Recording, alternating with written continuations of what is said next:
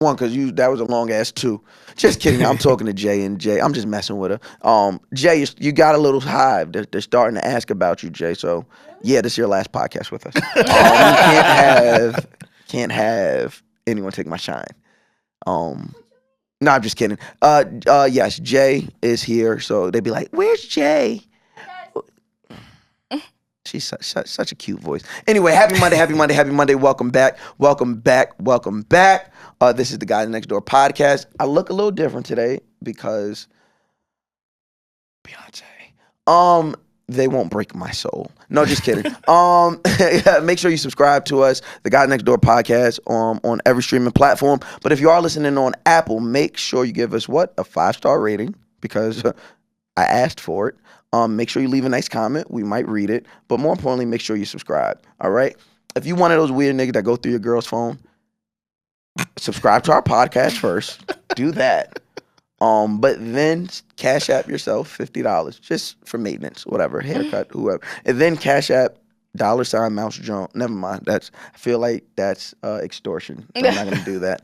Make sure you follow us on YouTube, Guys Next Door Pod. Make sure you follow us on all social media platforms, Guys Next Door Pod. And if you want to continue the conversation on Twitter, use the hashtag Guys Next Door. And if you want to be nice, because you understand gas is expensive, shorts are expensive, it's hot. You know, niggas be supporting black businesses. If you want us to be able to do that, give us some money, okay? Go to Guys Next Door. That's on patreon.com/Guys Next Door. And become a patron. Pick up your keys today.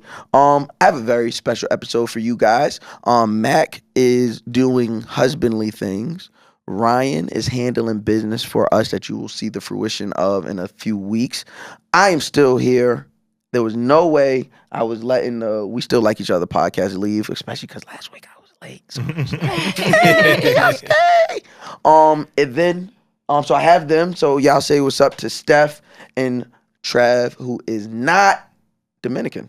Surprise, y'all. What's up, y'all? I thought he was, but he's not. But yes, the We Still Like Each Other podcast is still with me. And then we have somebody I've been trying to get on this podcast for at least a year now. It's been like 2 months. A year, 2 months. What's the difference? nothing. And podcasting, it's all the same. That's fine. You miss you miss 2 months of a podcast. It's a year. These niggas have changed. Their voices are different. They got new ads. It's not the same podcast in 2 months. But we have Michell C. Clark. Yes, sir. I just want to make sure I'm saying it properly. I appreciate you, Names bro. are important. Yeah. Michell C. Clark. Can we clap it up for having him in here? Thank you. This is the most positive person I've ever met in my life. He is. Wow, that's pressure. The words, like literally. So I have a book. It's the best. It's actually a Father's Day gift, and it's the best Father's Day gift I ever got. Thus far, kids, if you're watching, which you're probably not, but if you are, the pressure's on. It's this book called "What Would Jay-Z Do?" And if anyone follows me on Instagram, you know every picture I post is a Jay-Z quote. So this book is a book full of 365 Jay-Z quotes as affirmations. Before I got that book, that's what you were on Instagram. Like Instagram, Twitter. Like I think we use like 2 of your memes. Not me. Well, your words that become memes. We use them on like in trap karaoke. It like whenever I'm doing that preacher moment, like I'll just look. I'm like, oh, that's Mikel's words behind me. Like, and that's really dope. Yeah, we don't charge for it, so you know, there's no money. I want you to know it's under the law. Okay, that is fair. Yeah, it's fair use law. That's fair. No, we studied it. But and then talking to them, it's so fun. Talking to them last week, just seeing their outlook and their perspective. I'm like, wow, I'm really a pessimist. Okay, I am really fucked up. Know yourself. Know yourself. So I want to ask, like, where the fuck do y'all get all this positivity from? Or how do you even get to the space where you're able to see the bigger or more positive picture of things? Man, I want to own first and foremost that I think people ask me like, how are you so positive all the time? And I'm not, right? Like I choose to do certain things with my writing, with my social media, like to help me to find my way back to positivity, right? So I'd be angry, frustrated. You know, my daughter is 10 months old right now. A lot to be angry and frustrated about. You know, like sleep is a question mark sometimes for like weeks. Right. And there's always so much going on. You know, full-time entrepreneur. I'm still Black. Last time I checked. Yes. And so for me, like my writing is a way to like find my way back to positivity. And so if I had a book like that, I'd be like, what would Michell try to do? Like aspirational, where like I'm gonna have some grumpy days. I have a temper. I have all these different things that we all have, but I'm gonna try to like train myself, right? And figure out like if I'm anxious, if I'm depressed, if I'm beating myself up, because I will talk crazy to myself inside my own head. But what does it look like to work out of that? And if I write about it pretty often and talk about it and think through it, it gets easier. Like it's still not a constant thing, but it's easier. And so that is like, it's a growing passion. I got expelled from school. The last semester, you good niggas always got some stories. I didn't claim to be good. Okay, I'm just, you know, I'm clean cut. I look 12. Like I get it. I get it. When I seen you in person, I said, this nigga is the best nigga I've ever met in my life. Literally met him and his wife and his child and went like, they are the best people I've ever met in my life. It's like if you don't have no tats, if you're like quiet, if you're clean cut, I could do whatever if I wanted to. Yeah. People still be, oh, he's a great guy. Yeah. He used love in an Instagram post. And also, it's the way you dress. You dress very well, and it's like, I dare you to mess with this nigga. Like, this nigga is a throwback to a time of when, like, niggas were just peaceful. Niggas be on the block saying, get your ass back home, but talk to your mama. All right now. Like, you dress like you come from the all right now era. And so it's like, yeah, that nigga threw me off. They just had knives and not guns, though, if you want to keep the stack. They look peaceful. And they call you slick. He's in his Sunday's best all week. Week is Sunday for this nigga.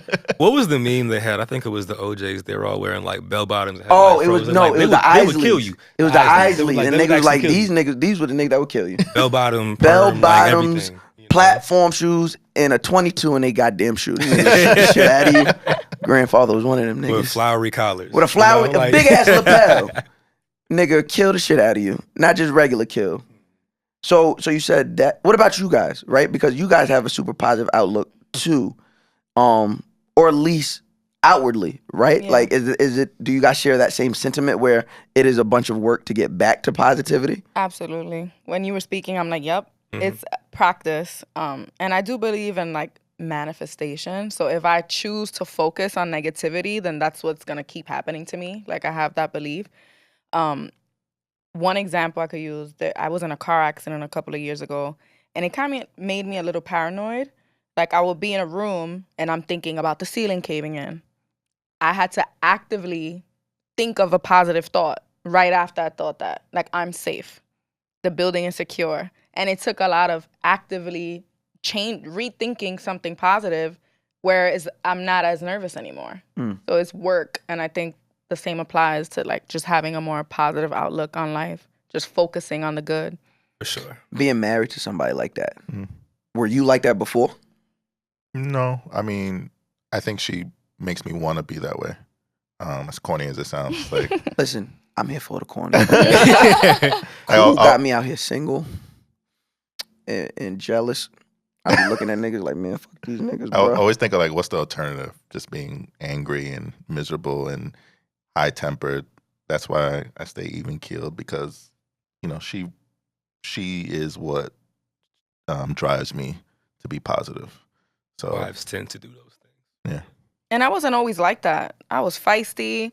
We were my best friends at home watching our kids right now, and she was telling a story about my middle school days, and it took work. Like, I just don't want to be that angry, aggressive person. I don't want to be in jail. I can't do jail. I'm too pretty.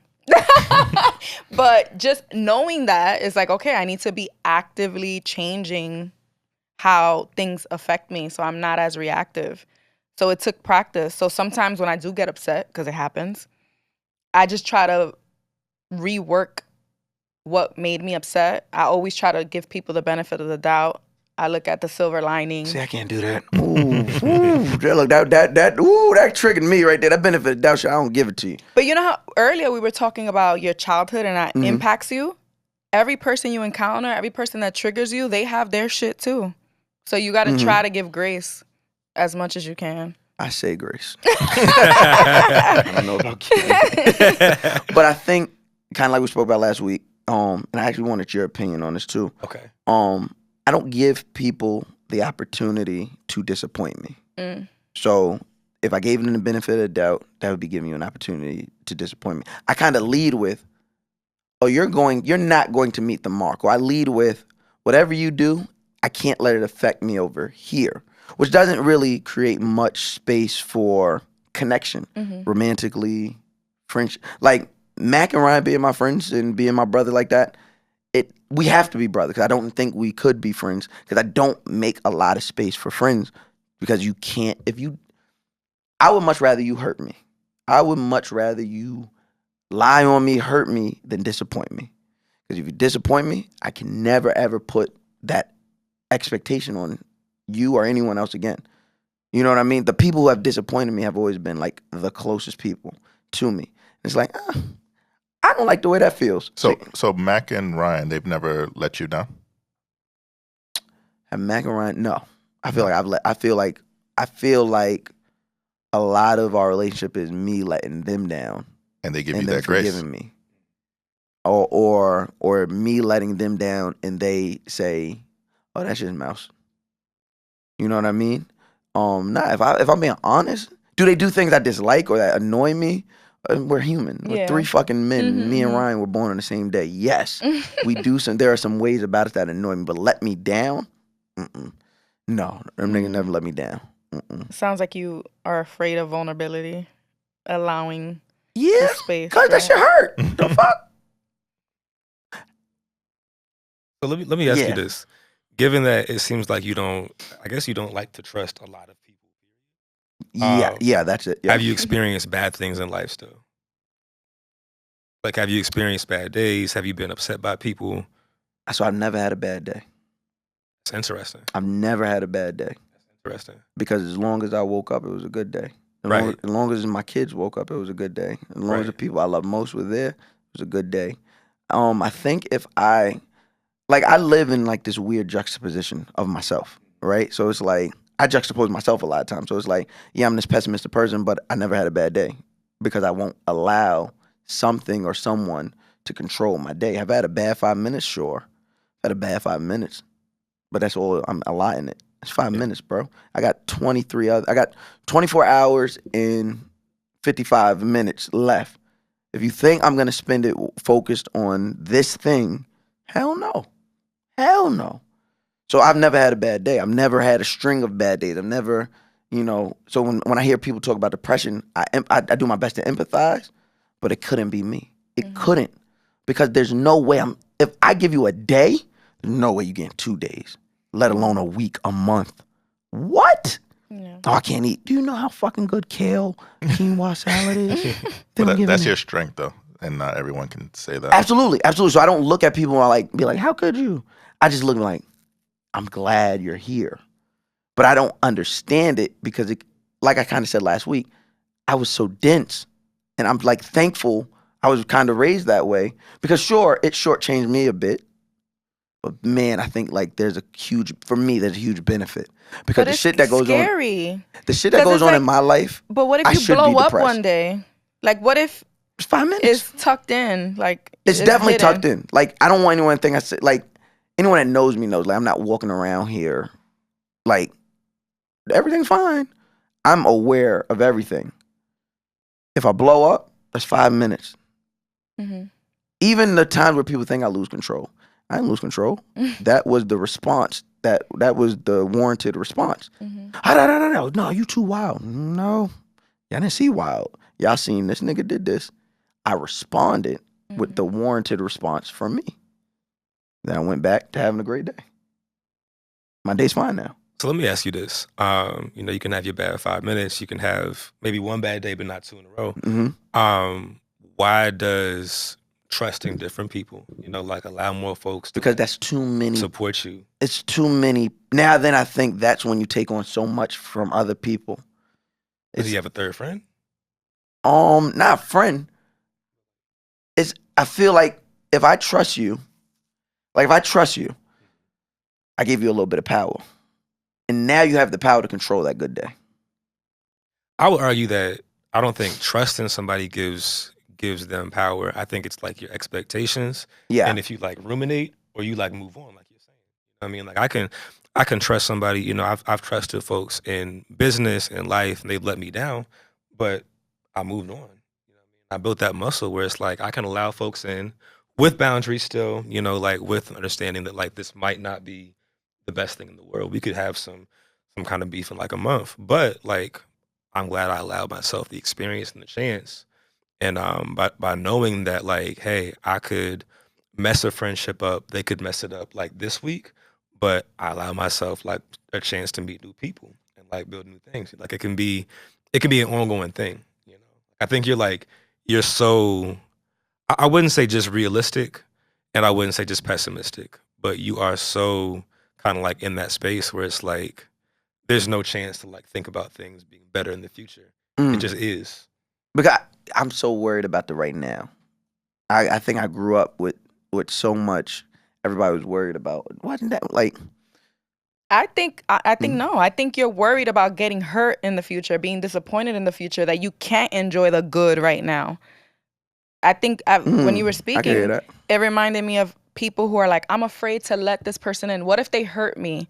I'm jealous or paranoid. I'm checking his phone because he might be cheating. And it's like, if you find out he's cheating later, this wasn't the relationship for you. But you being paranoid and checking his phone in the moment, it's not fixing anything. Be open to like being vulnerable at the end of the day. So yes, this person might hurt me in the future. Yeah, vulnerability is a huge thing for me. Like, yeah, vulnerability is a huge thing. I think you'll be able to call a lot more people your brothers and sisters if you allow people to let you down and be okay with that. That I'm going to give Travis a chance to be my brother. He may fuck it up, but there's also a chance you could call me your brother one day. Even your real brothers and sisters let you down, disappoint you. Oh yeah, they get cut the fuck off. You know? I got like 3 siblings. I don't fuck for that very reason. It's like, hey, you'll get a bit more leeway than the average person because we are blood, we're a family. Mm-hmm. But you also get judged at a higher level because we are family. Mm-hmm. You get what I'm saying? Like, I think back to when I was married and we were heavy in the church. And at the time we got married, that was like we weren't the only young married couple in the church. Like the pastor's daughter and youngest daughter, they had got married and they were like 2 years older than me. Then, you know, a lot of people my age that I grew up with, we all got married within like a year and a half of each other. Like to where you looked and you were like, oh wow, there's like 8, 9 married couples here. Was this connected to the church environment, culture? I think we all grew up and seen it. Like it wasn't pressed upon us, but no one was like, are y'all sure? This is what y'all ready for? It was like celebrate. Oh, they're getting engaged. You know, y'all gonna get married now. Yeah. You know what I mean? So even in that like group of 8 or 9 of us, I want to say it was like 9 of us, like 9 married couples. Was like, what? You got all 9 married couples, all under the age of like 25, right? Because there's no counsel. No one is telling us how to keep this thing going. We don't even have an adult brain until we're like 25 years old. So we're sitting there, and I remember now. It's just me. I've never been the go with the grain person, right? So the church I grew up in, I think the fans know, but I'll tell y'all, like, if you don't know, I'm churchy. My biological father's a pastor. I grew up in the church. Grandmother's super church. Churchy is me, and me is churchy. Okay, I'll break out in a preaching moment, a singing. Everything I do is somehow related back to the church and what I learned in the church. Even being as great of a host as I am is because I grew up watching pastors my entire life. So growing up in that, I'm still me. I still was the gangbanger. I still was the kid that was outside Monday through Saturday, wilding shit up. So when I was getting my life right, or that's what I thought, I was in the church and I'm married, and they put a lot on me. I was supposed to be the youth pastor. I was supposed to be the one that saved the youth and all that. I'm like, but you were still in this juxtaposition that you right, mentioned. and I'm like, I'm with that though. I'll give you that. I give a fuck about the kids. If you want me to fucking care, let it be about Black queer people Let it be about black women or make it about these black fucking kids. I will stop what I'm doing. What do you need? I will what do y'all need? That's my thing. So I was like, yeah, let's save the kids. Well, you gotta start dressing like a pastor. Well, what the fuck does a pastor dress like? Oh, you want me to wear a 3-piece suit? Well, I'm uncomfortable in that. I don't get to be me in that. You want me or you want? You get what I'm saying? So there was always these splits start to grow more and more and more and more. But these are people that I grew up with, and you know, we're all these married couples, and we're hanging out all the time. We're doing like the shit you see on TV, like, oh guys, we're going here and we're going here, and you know, the text messages will be like, we're gonna have a time in Christ, and you know what I mean? It's just like super fucking churchy, and it's like, all right, cool, and all that, and you have that brother, that's my bro, sis, that's just until me and my ex-wife started having real issues, and splitting apart began to be a very real thing. Oh, then you see, that's not the church. No, God don't want that. Well, y'all not giving us no advice, and we got to figure this out, so we doing this. And it wasn't how they treated me, because I'm me. I'm me. I'm being me. It was how they treated her when we split. They isolated her and they ostracized her. And I said, oh, I see what's going on here. It's the cult-like mentality. And because we didn't live up to this vision, now we're the outcast. Shun me all you want, I'm going to be fine. Y'all niggas, 5-6 years later, y'all still doing the same thing y'all doing, still playing in the same building you playing it. I'm fucking touching stages in every city. Names on billboards. I told y'all I was going to happen. Y'all should have listened. I'm good. That don't affect me. But it let me know, you got to watch these motherfuckers. You got to watch these motherfuckers. It's conditional. Yeah. You got to watch these motherfuckers. Nobody loves you unconditionally. And I'm an unconditional loving type of nigga. So what's funny is I grew up super churchy too. I went to a military academy when I was 18, supposed to graduate in 2012, right? I ended up getting in trouble at the academy. And I'll tell you why the story matters in a second. I had a girl in my bed. It was a big thing in the military. No fraternization. Exactly. Yeah. Up until that point, I was the president of the gospel choir. I was like very involved in the church.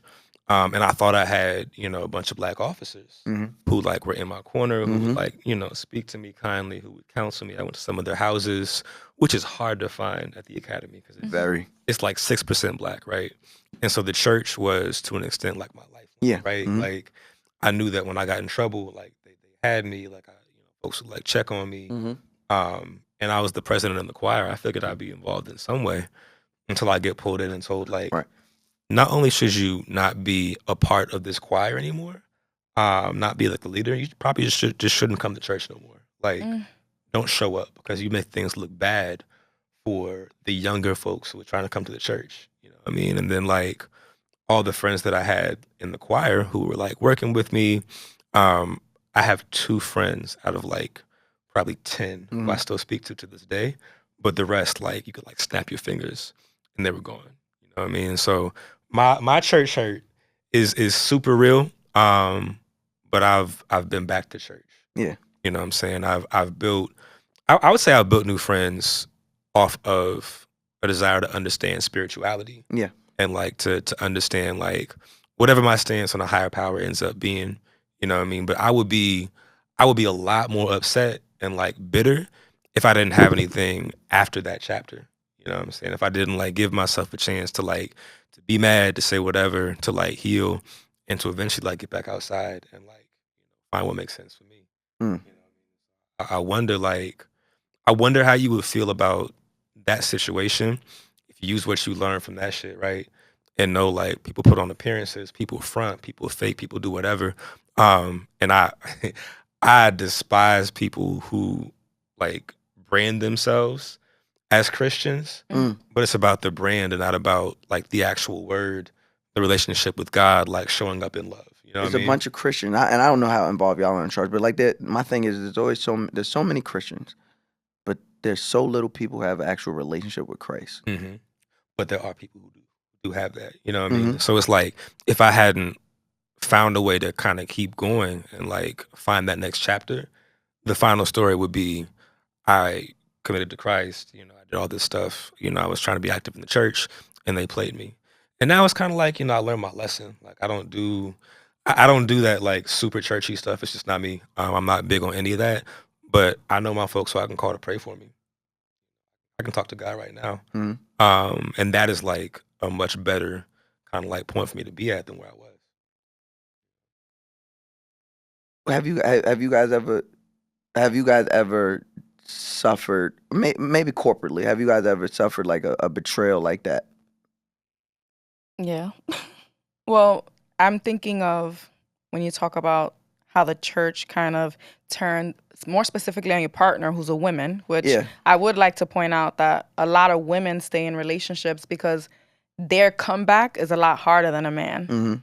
More often than not, a man could remarry to someone much younger, start a whole new family, be accepted into the church, into the community, into everything. And women are kind of like seen as used and done, and that's it. But in relationship to like corporate, well, I'm an educator. I was a 4th grade teacher, but like you, I show up as me. I wear Jordans to work with blazers, and I wear my afro, and I've had short hair. When it was short, it was green, it was blue. And that put a lot of imposter syndrome on me. Like I can't be that and be an educator. Then I started pole dancing. And that's like, you teach children, you can't be a sexual person at all. As if both couldn't be true. Like I have a degree, I have a master's degree in education, but I pole dance, so it negates that. So I've experienced that and like trying to be my authentic self, multifaceted, multidimensional. Right. But some people don't accept it. That makes sense. Yeah, for me, I'll be honest, it hasn't. In my relationship with church, you know, I grew up Catholic, and my relationship was with my grandmother. And then when she passed away, I just didn't have the desire to pursue it anymore. And then now I'm just more so like, I believe in being a good person for the sake of being a good person, not because a book told you to. Right there, right? Believe in being a good person for the sake of being a good person. I think my issue with a lot of things is the projection of niceness, right? Like everybody wants to be a nice guy. Like, you know, you date a woman. Obviously, you guys don't know. It's been a while. But like, you know, being in a dating world, women are always quick to ask, "Oh, you're a nice guy. You're a nice guy. You're a nice guy." And they're always. There's a lot of things I say that bug people out, but it's like, I don't give a fuck about being nice. That's not my business. I'm not in that. You wear that. This in the same way we wear these clothes. And the minute our shirt begins to stink, or the minute it gets a little sweaty, or there's a stain on it, what do? We take it off. Same thing. The minute niceness doesn't work for you anymore, you take it off. Kind of like I don't know if y'all watch The Boys. Well, I didn't get the new latest season. No, but like if you Homelander, right? Yeah. He's the projected superhero. He wears the American flag. He's nice. That motherfucker's not a good person. Yeah. You get what I'm saying? And the minute it doesn't benefit him anymore, he takes it off. I don't ever want to be that person. I'm not worried about being a nice guy. I'm not worried about being a bad guy. But not all people who are outwardly considered nice people are like that. There are people who are really genuinely nice. Like, I believe that my goal and what I want my children's goal is to just be kind people in general. And I don't think that a person who says that is, oh, they're not really nice. But I think what's the opposite of nice? Mean. I think mean people can be some of the best people in the world. It's all about the way society deems it, right? Like, oh, I don't like talking about black women, for example. Oh, she got an attitude. No, motherfucker, you bothering her. Like, oh, resting bitch face. It's called resting. She is resting. Leave her the fuck alone. Yeah. You know what I mean? Even just as a man, just like being a man. You know, I don't know what it is, because I don't think anyone ever told me to do it, but it's just like ingrained in us. It's like, smile. It's like, what? I have that problem Like, so much. you feel like how dumb you sound telling somebody, why don't you smile? You know who did something? And now, like, obviously I'm a host and I interact with people, so I'll laugh and joke with women like, who did something to you? I'll fuck them up. But that's a lot different from saying, why don't you put a smile on that face? You sitting over here looking mean. You want nobody to talk to you? No. She doesn't. I'm so aware of it being in corporate America because can't be an angry black man walking around a bunch of white people. So And with that deep ass voice, people are intimidated. So she's always reminding me, like, remember, you're a black man. Right. Yeah. And don't look so mean. And But why not? I just be chilling. Why not? And my resting bitch face is happy. I like that. But why not? Why can't we have the space to be angry? I mean, The shit that happens to us should anger us. I think we should all have every right to be angry. I'm not going to dispute that. I think going back to like you were talking about like nice versus kind, right? Mm-hmm. My thing is like I don't always care. I try to be nice sometimes, but I don't care about being nice. It's just too much going on. Mm-hmm. I do want to be kind. You know what I mean? Like nice is surface levels. Like, hey, how you doing? Like, and nice could also be like, oh, like, hey, smile. But you like harassing that girl. Mm-hmm. Yeah. You know? But it's nice. Right. But if you I ain't calling no bitch. but if you're like, if you're kind, if you're kind and you're mean mugging, but I mean, shit. I'll give you an example. I was walking down Lewis like a few weeks back. I was grumpy, headphones on, carrying groceries, walking back, and Big reason to be grumpy. you know, I see this dude across the street like wilding on his woman. Like contact was made, and so like without any of us smiling, like 3 or 4 black men, myself included, walked across the street and just like stood there. And when she went into the restaurant, we just stood there. I think one dude was like, nah, like, don't do that shit. Like, we were not nice, but that was like the kind thing to do. Mm-hmm. You know what I mean? And like the niceness is, I mean, The niceness you would have If went you over there wanna and be get- like, well, what's going on, guys? yeah. And now she doesn't feel safe because now there's 5 niggas trying to tell her, you just calm down. Right. And I mean, I think like niceness plays to white supremacy. Like they want us to be like nice. They don't care if we're kind because nice is like, it's civil. It's not threatening. There's no It's obedient. There's no risk of you wilding out and embarrassing somebody or scaring somebody or showing them like maybe you actually are smarter than they think they are. You know what I mean? So no, I don't ever ascribe to like And then niceness. for women is being ladylike is like niceness, and it's like I'm not a lady. I don't even like being called a lady, honestly. Yeah, it's a tool of oppression. Exactly. So Don't be burping. I mean, farting. Don't be farting. That's all I say. Be a lady. I'd be like, don't fart in front of me. She was talking to me. You like looked at me. I know. I was like, what? I clear about it. I cleared my No, throat, 'cause bro. No, I just be like, I hate all that shit, but they'd be like, all right, as long as you don't fart around me, it's good. Like, I don't want to smell nothing coming out my woman. Last night we was cuddling. She's like, baby, I got a fart. I was like, it's all right, baby, just go. On you? I was cuddling It her. was as soon as he held me, so I was like, damn, babe, I got a fart. He goes, fuck it. That is love, right? That's love. Don't fart on me. It's not like she didn't I Dutch think oven you me. were just so tired and you just didn't yeah, want to but- change your position. You were like, whatever. Probably a fart, was man. it was a little warmer. But then It's a little warmer for a little while. some women with the pressure of being ladylike wouldn't even say anything, and now you have a trapped gas in your stomach. You're in a lot of pain, you know, all because you want to be ladylike. You know what I mean? Just hang your butt off the bed, please. just hang your butt off the bed for me. And I would, but he literally like grabbed me, so I kind of was in a position where I had to say something. Yeah, Would you prefer I just said, "Excuse me, babe, I'll be right back"? you Yes. fart in the bathroom? Yes. That's weird. Not really. I remember I used to date this girl, and I would every time we took a nap or something, You I seen get the way her eye just jumped? That's the double standard of We Still Like Each Other podcast. He said, I used to date this woman. The No, fuck? I'm She listening. used to date. She looked and said, since fucking when? No, I'm being an active listener. I used to go brush my teeth and then go back into bed with her, and she'd be like, "Why the fuck you doing that? It's weird." Brushing your teeth before bed? No, like while I wake up before her. I didn't want her to like. Smell your the morning breath. Not that it's. Shit. You getting this morning breath, child. Nah, I don't give a fuck. It's just- Yeah.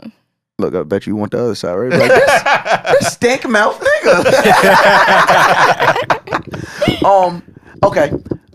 So I guess, Michell, what's the goal, right? Like, what's the goal? Like, you use your writing, and your writing has been used for so many things. What is your goal with it, though? I think I'll speak on 2 different goals. I think I have a goal for myself, right? So I can show up better and help folks better. Than I have a goal for like everybody who reads my stuff. I think the goal for myself is, like I said before, to just kind of come back to a healthy space, to like keep healing from what I've gone through, and to feel good enough to make other people also and feel loved, and to build like the lasting relationships, so to heal in that way. And I think my goal for everyone who reads my work, for everyone who knows who I am, is for us to all like heal like a little bit more. Because so much conflict, like on a personal level, is like I have my trauma, and now you do something, and it's not any malice involved. You could have your own trauma or be defending yourself or think you have to defend yourself. Now we're escalating. Now we're fighting. Now I'm triggered. Now we're mad. Exactly. But it's like if we were all like a little bit more healed, everybody who I bump into on the train, everybody who I see and like look at the wrong way or whatever else, if we all were in a somewhat better space, it leads to a better world. So it's like if I can push people to be like a little more self-aware, a little more kind to themselves, a little more trusting in like the power of healing, for example, I think it's a better world. And I want that. I feel like it's not funny. Like you have to be intentional with your words, right? And I think sometimes as like just as a grammatical crutch, or especially in like media, some hosts will be like, "It's funny you said that," because as a segue, but it's not funny you said that. It struck me because that's exactly what I felt whenever I read. Like, and I don't know if I said this to you when we met in person in Brooklyn. Sometimes I just go to your Instagram and just read. I'll just read, and I'll go to your Twitter and just be like, "All right, what did he say today?" I'm like, "All right, yo, all right, cool." And sometimes I needed it. Sometimes I didn't know I needed it. Sometimes it wasn't for me, and that's not for me. But it's like this nigga's insight is different. Like he got, there'd be a third eye. This nigga got 5 eyes. This nigga got 3 eyes right here. Like, so I see it. That means a lot, man. I think it's cool too. Like we're very, very different people. Right? I'm from the suburbs of Virginia. You're from. I'm from the suburbs of New York. I'm from Long Island. I'm just suburban too. That's crazy. They don't like to think so. My father's from Gowanus, so he's from Brooklyn. So I was a little different, a kid on Long Island. But yeah. But I think it's really cool. Like I've been writing for a long time now to see like all types of like very, very, very different people. Like from folks who were like very, very, very white, to like folks who were like from the city, like for real, like everybody in between who can like relate to this. I love that, and it kind of reminds me that we have a lot more in common than we do surface level. Like if we didn't have social media, I didn't know you, you didn't know me, you probably wouldn't see me be like, "Oh, he's cool. I want him on a podcast." You wouldn't think that. But I love that like creativity can be a vehicle for us to all connect. Like by virtue of y'all's conversations, people who don't think they know you or think you have anything in common can like find that common ground. That's what I love about podcasting. That's the very first podcast I ever heard was The Read. So, shout out, prayers, love, everything, all the nice words. I love you, Kid FlyRy, so get better, my boy, and feel better. But that was my introduction to, there are people, and I don't know if it's for us to say as the oppressor or the oppressing people of the community, but I don't think I was ever homophobic. I definitely know I was raised around or raised in a culture of homophobia. I never seen anything wrong with gay people. I never wanted gay people to be. I mean, I partook in jokes and all that, but so you maybe had some biases, but I don't know if I was. But then again, you would have to ask the gay people that grew up around me if I was homophobic or not. But once I discovered The Read, and I was like, "Yo, what they talking about?" And like the first 2 weeks, I'm not gonna lie to you, first 2 weeks, it was such a good product. And it's not by far me saying, if you want to change the world, you have to put out a great podcast. I'm just saying for me, who was already kind of like in the middle, you can't be in the middle about this. When it comes to black people, you got to make a choice. So listening to that podcast, first 2 weeks was rough. I was like, "Oh my God, suck a dick, sir? What? No!" It made you uncomfortable. It made me uncomfortable. By that second week, I was like laughing with it. And everybody know me. I steal gay lingo all the time. I'm like, "Child, honey, boots." I be saying I say it wrong sometimes, but they be like, "Get it together." But I owe that all to FlyRy and Crystal and, just them embracing me. I've hosted Saturday live shows now. Like, just them embracing me and understanding that, you gotta be able to find people where they're at instead of always expecting them to meet you where you're at. You know what I'm saying? Like, and that's what podcasting's always been for me, a quest to have bigger conversations. Even with the first podcast I had, He-Man Woman Hates Club, like, I was saying some shit on there. It was hectic. What was the name? It was the He-Man Woman Haters Club. Okay. So I can imagine. yeah, it was pretty. You chose that name? Yeah, I love Little Rascals. That's all it was. It was an ode to Little Rascals. The music was from the Little Rascals and everything. But whenever anybody was here, they'd be like, "You hate." I'm like, "You didn't have a childhood." But it was definitely a place where, like, you know, ignorance was heavy in doses. Shout out to growth. Shout out to growth. You had to shake that off to be who you are now. So. Sure, you had to, right? But even in there was conversation I was looking to have. And I'm like, well, let's bring this person on, and you know what I mean? So even to where we're at now, the journey to have the conversation is why we're here, right? And like even just saying, I'm like, that's what I've always felt like my superpower with podcasting is like, I can have the best conversation with no matter who's in the room. Let's challenge it. All right, boom. So, all right, we got them, and I like the way they talking. And then I know I never talk to Michell, but I know he's right. Like, let's put him in. Let's mix up. Let's do this. Yeah. You know what I mean? I have the conversation. These are gonna probably be some of the best conversations people have to be flexible and open, though. Like, I'm okay with meeting you where you are if you're open to taking in what the topic is and you're flexible. Because there's certain people that are stuck in their ways, and it's draining. Yeah. Like, I know, like, when I went to college and I really got in tune with my Blackness as a Dominican person, I felt like I had to tell all my Dominican family members about how racist they were, and I had to push and push. That's not my job. I'm willing to have the conversation if they're open, but if they're not and they're resisting, I got to protect my peace. I don't have to convince you of anything you're not ready to be convinced about. So, I mean, I definitely realized that, like, in the whole, I don't even know what to call the shit, right? Like, as the person they're talking about, I like when they say it, but, like, you know, allyship and, you know, showing up for people. That's what I refer to. I just show up for black people. But in that, I remember being like, there was a switch that went off, and I remember, like, and it happened when I listened to the Solange, what's the Solange? Cranes in the Sky. What's the album? Seat at the Table. When I listen to Seat at the Table, I don't know what it is. Once again, this is not me saying if you want to change things, you have to put out a product. I'm just saying, for me, when I heard Seat at the Table, I said, I get it. Not everything. I don't get everything because I'm not a woman. FUBU was my shit. I get it. That song. I was like, I listened to the album and was like, I get it. And I'm going to show up for black women every day from this day forward this way. Like, I'm going to be the same way y'all willing to die for us. I'm going to be willing to die for you.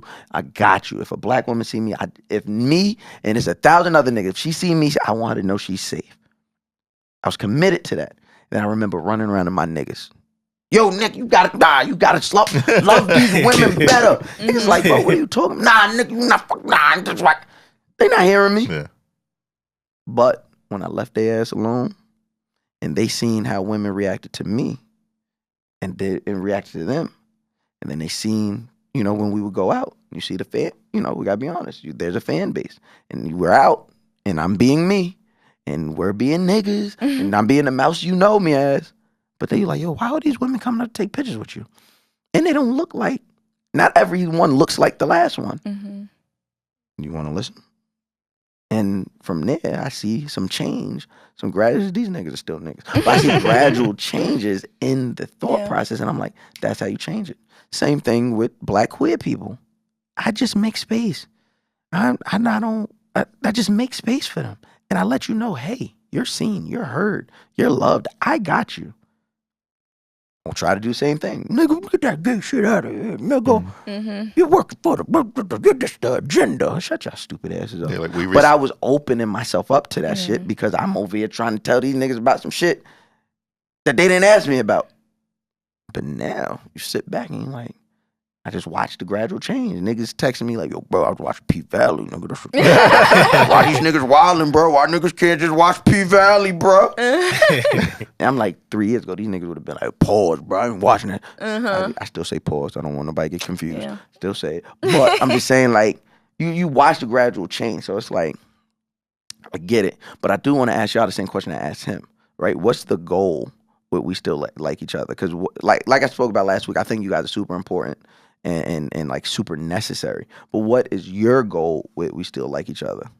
I think for us, it's, you get married and then the pessimism starts. Everyone's just like, all right, you got a year in, wait till 2, wait till 3, wait till 5. And it's like they keep moving the goalposts, right? So you hit that mark, but they're like, oh, well, you got to get 10 in, then you'll really know what we're You going. won't be happy anymore. The honeymoon stage will You'll stop end. having sex or stuff like that. So we're just here to show that you could be young, in love, and go through shit and work through it and still like each other. That's why Which is intentional, right? Like why you said the word like, right? And yeah, then say not love. love. Yes. Because there's people that I'm no longer with that I still have love for, but And I don't. I didn't wince. This is crazy. This couldn't be me. I heard some shit like that would have flipped the table.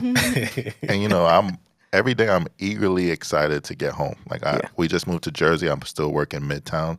I'm on the first bus back to Jersey because I can't wait to get back to my wife, who I like a lot. She's my best friend. So that's the goal, to show that we go through shit. We tell some of our old stories. Some of them, even new stories, we still go through things. Yeah, and we here. I want to, before you answer, I'm so sorry. No, it's okay. Because I just don't want to forget it. Mm-hmm. It just looks like, the women don't get to say. No. I'm coming back. I want to ask all three of y'all. Y'all are good people, I can tell. But y'all have this, there's an outward facing thing about y'all where people will see y'all and be like, they're nice or they're good or whatever the case may be. Are y'all worried? I'm not, because clearly that's not my brand. But with you guys, are y'all ever worried about being perceived as anything other than nice? Like, and I think that's the only word I'm using because that's all I have. But like, I think we know what we're all talking about, right? Like when people see y'all, like, sure, the thing you guys are doing in media is new, but you guys are creating a fan base. You have a fan base, and your brand is kind of, even though your brand is like vulnerability and openness, it's still from a very specific point. Are y'all ever worried about having certain issues or arguments or things that come out where it'd be like, oh, Michell is not who I thought he was? Or, what's your last names? White men. Say it again. White You men. really are Jamaican. I I would have took her last name. I'm not gonna lie. I'm not gonna lie to you. Yeah. If the last name was Whiteman. We've had conversations about that too. Yeah, The first night we met, she clowned me about my last name, and then she couldn't wait. It's literally spelled like white White man. man. And you know, in my stupid I'd be like, so the whites over there but the white men's are y'all ever worried about that? Like the white men's aren't who we thought they were, or Michell, I seen him out. Like, are y'all ever worried about that? Like, especially somebody like you, where I know, like I said, I'm not even just speaking it over you. I know there's gonna be brand deals and like, because like there's Deval and Kadeem, and then the next thing I can think of is you guys. And it's not done in the same essence. You get what I'm saying? It's like, it's very specific to you guys and the niche audience you're building. So I see the brand deals, the Target deal. I see it. I see it. You already have these brand deals and these interactions. And so are you guys ever worried about that in comparison to who you show up to as that day? Man, I would say I do worry about it at times, right? And I think it's just my human nature. I want people to think that I am who I say I am. I want to genuinely be like kind to people, and if I can be nice to people, I want to do that too. Mm-hmm. I realize though, like you got to be pretty active, on social media, like outside. Like there are moments when like I'm just like minding my business, headphones in, somebody's like, "Hey, you Michell C. Clark?" And I gotta, yeah, man, I'm sleep deprived or whatever else. But I realized that I was putting so much pressure on myself, like to appear a certain way and to like not say how I felt. Somebody came at me crazy in the comments. I was like trying to hold so much in that I was starting to kind of wild out in private a little bit. Mm-hmm.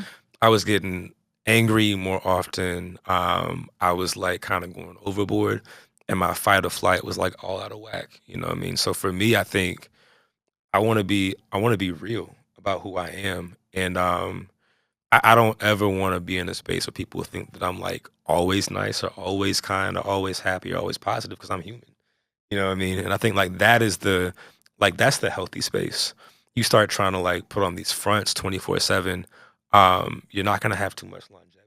whatever you do, because that's exhausting. Mm. So that is like my new comfortable space. And the work for me is, I was raised in the church. I was raised by a Black military family. Everything appearance-based you can think of, like I was brought up to be like that. Mhm. Part of why I dress, Mhm. you said like a nice guy is because like that's part of how I was raised. Mm. Swag it out some more now, but Mm-hmm. that's not the point. But Nah, yeah, talk I your think shit. Talk your shit. yeah, like Fly guy. trying to be like you when I grow up, man. Man, that's moonwalking, baby. but- Going backwards. Look, I love that part of the Black. I love being Black. That's my favorite part of being a Black man. You see each other. Hey, boy, man. I just try to be the man. Because you could never take the compliment. That's how I end it all. If I get too tired, be like, yeah, you right. That could be a whole podcast just going back and forth and having Black man offs. But You know what? We're not gonna Write pay you. that down. We're not gonna pay you Cut for that that. out. That's the next week episode. Right. Jay, make sure you leave that on the editing room floor, okay? But nah, man, just realizing I can't always put on this appearance. I just got to be myself and try to make myself like an actually nice person, so it comes off that way. Trying to put on the front, it's just not good for anybody. What about you guys? I feel like the opposite. I feel like we're so authentic, we're so ourselves that our worry is too raw and too real for brand deals and all Right, that stuff. right. Like we've even had conversations of like, should we have a separate like family YouTube that's more clean cut? We don't curse, we don't talk about sex, we don't do this. Because can this grow? Are people gonna be too afraid to work with us because we're just too honest? Yeah, If it's a I could- struggle. If I could interject Yeah. real quick, I That think was a good. You could tell you grew up in the church. SATs. Because he Pronunciation, enunciated. everything, Yeah, enunciated very. If I may. Wow, come on now. I would say for me, like I've been doing this, meaning like brand deal sponsorships, whatever, for a long time now. It's about the people who feel you first. And like I heard the conversation y'all had last week, and it was a really real conversation. Like there were real perspectives. It wasn't dressed up, it was honest. I don't care about hearing what people think that I should hear about them. I want to hear the real. I can't relate to what somebody's making up to look good, Mhm. And like at the end of the day, sponsors come and go. Like the deals kind of come. You lose some deals, you get some bigger ones. It's Mhm. like y'all, if by y'all being willing to have the real conversation in public, that's where like the real love comes in. Like that's the longevity. Because you can like cause a spectacle and be nice and be like idealized whenever, but like it's not gonna move the needle. Yeah, no. Nobody needs to hear that, Yeah, and I think that's part of our mission. When you asked about our goal, is about being open, honest, vulnerable. I feel like our problems, sometimes we think they're unique, or we'll tell a story and then people message us like, we've been going through the same thing. It was a roadblock for us. And now listening to this conversation, we're better equipped to deal with it and move past it. And it be a learning experience versus this could possibly end us. So yeah, the opposite. I'm worried that we're too authentic in a way that it's gonna make us what's the word? Like when brands are afraid to work with you because you're a loose cannon. Mouse nose. Yeah. That was a dirty day. Yeah, that was dirty. That was some white man shit. Should have never told you. Yeah. You got to change our No, name. but no, definitely. I know it. So that's why I'm asking, because I care so much about that thought process, because like I've done it since day one because I had to. I knew coming in I wasn't going to be the guy that brands would initially or immediately or even eventually be like, yes, I'm handsome, I dress nice, but that's literally all that's where it stops. The minute I open my mouth, gotta take it back. And I've dealt with this big brands, big companies, media companies, where, I've auditioned and been the guy that was on everyone's storyboard, and it was on, we gotta get Mouse, and then they got Mouse, and the higher ups were like, no, we gotta go with the safe guy. We gotta go with this guy. This is the guy that's not gonna scare the money off, or this guy not gonna scare the people. And it's like, okay. So do you push through that, or I have do no you? choice. Okay. I got 2 kids, bro. No, what I'm This saying is is, the do choice. you conform? Like, No, that's what I'm saying. I have to push through. So I've had to just trust the people. I've had to always trust the people. So like specifically when it comes to social media, I've never cared to be a social media influencer. I just use social media the way I have to show people I have a discernible talent that you should and then see and hire me for. So very much I'm still a traditional talent where I'm not, I don't go and do social media things. I say, okay, hey, I put what I've done, I put it here. And then I allow people to consume it. And social media is just like the commercial for me to be, hey, we should get this guy to do this. So when you look at me, you're like, when you look at me and everybody on social media knows who I am, but you look at me and it's like, oh, he only got 50,000 followers. He's not verified. And it's like, I don't care about none of that because I never sat there and was like, I'm going to be an influencer. Or I'm going to use my Instagram to sell anything. Like 1,000 and change followers on our personal accounts. Our podcast is way more popular than we are. As it should be, though. It's the product, right? That's the product, and you guys live on that. And like I said, I such a huge fan of it because it's so necessary. Thank you. It is so necessary to see a marriage. Not a good one, not a bad one, a marriage. I just want to see it. And I don't want to see it and feel like this is like the second take. This is like not the real take. Like this was, they said cut and redid this. No. Like I see you got, I told him, I was like, bro, I think the very first comment I said to him was like, you're a better man than me. Yeah, she would have said that, then we'd been looking for divorce papers. Divorce would have been imminent. But it's like, we have to see that. We have to see that. Listen, I'm going to say it, but you already know. Like, your existence is just the same way y'all existence is so important. Your existence is so important for black men. It's so important for black men because it's not only inspirational, it's also a mirror. And that's what I hope to be, right? I hope to be in this thing we do. If anything else, I hope to be a mirror where you look at me like, oh, I don't like what I see. I got to change it. Like your words act as a mirror. Sometimes it's a mirror that says, hey, you look good as you said you did. But sometimes it's a mirror that says, hey, you got a little something right here. You want to get that? And if you don't get that, you got to be honest with yourself. Say, I'm leaving this here. But you don't walk away from this mirror and not say you don't know this is here. You get what I'm saying? Nah, for sure, man. And thank you for that, man, sincerely. And I would say to you, I think you are that, Like, I think that everybody here serves a different purpose, right? People will look at me and say, he is A, B, and C. I don't feel that. I don't relate to that. And that's fine. People might see you and say, like, oh, he talks more like me. He looks more like me. He's, like, raw. He's real. He might wild out. But he's still trying and giving a fuck and, like, trying to grow. And like you said, like, you started in one place and now you're here. Mm-hmm. People who don't care who I am, who probably don't know them, can look at you and say, like, nah, I feel that. Like, I see him around the city. Like, I appreciate and I see his growth. And if he can do that shit, like, I can too. So you are as much of a mirror as anybody else here. Thank you. Thank you.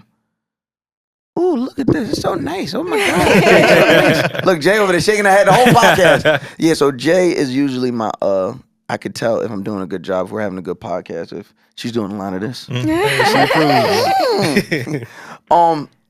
Kids, our legacy. How important is that to the work you're doing? It's everything. To me, I would say my life changed when I got married, but my life changed when I knew that we had a kid coming. I think I got married over the pandemic. Yep. Yeah. Okay. 2020. Knew we were having a kid. What year is this? At the top of 2022. Okay. Like that was the battery in my back to like really like find that next level and that new chapter for myself. But for me, it's like I think so much the healing that I see is through multiple generations. Like by me having a kid and having a father in my life, like the perspective changes. And so I think like for everything that I do now, like, yes, I want to live a fantastic life. I want my name in lights. I want best-selling books. I want like a comfortable life. You're gonna have it. And after all that, like when all that is said and done, like when I'm like retired, living a quiet life, I want my daughter to be able to say like, my dad put me in position to live a happy life. Like he and my mom did the work to like heal and do better. You know what I mean? Like again, it goes back to like wanting everybody to be a bit more healed, and to just like live a somewhat happier, like more joyful life. You know what I mean? Like that is the most direct way to do it, is by raising the next generation.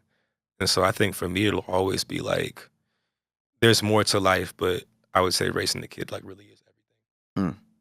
What about you guys? Got two. Ooh. You guys like me. I got two. Listen, Yeah. real quick, you instantly made me think. One of our first videos, like short videos that got traction, was us saying we come first before the children. And then we joked and said, like, fuck them kids, right? But the truth to that is, what us being good is going to trickle down to our children. Like, the main reason we prioritize us is because that's going to make us the best version of ourselves for our children. Our children are going to grow up and leave the nest. And the example we set as grown adults is what they're going to take on to their future families and their relationships. So everything we do is going to benefit our children. It's so important. And we want them to see that we chose happiness, not we stood together because it looks good, because the church said so, or because we have this podcast and we're goals and we have to stay together. No, we were actively working to be happy for one another. Yo, do you know how fire? I'm not going to put it in the atmosphere. We used to like each other. But listen. Or we still like each other podcast with a divorced couple. Oh boy.